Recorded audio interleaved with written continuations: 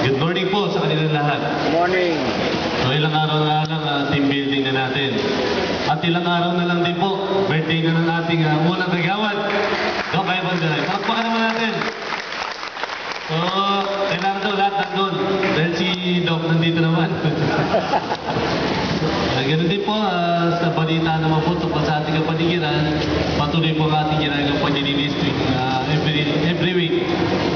Dahil sa ngayon niya po nag-uulan, sama-sama po tayo. Katulad po ng nabanggit sa ordinansa,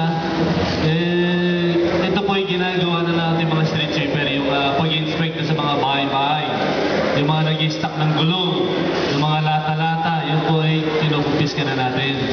So, pero sa una po, siyempre pagsasabihan muna, after po noon, confiscation na. So sana po, pakalagaan po natin ang ating paligiran para maiwas po tayo sa sakit na dengue. Yun lamang po, muli magandang umaga.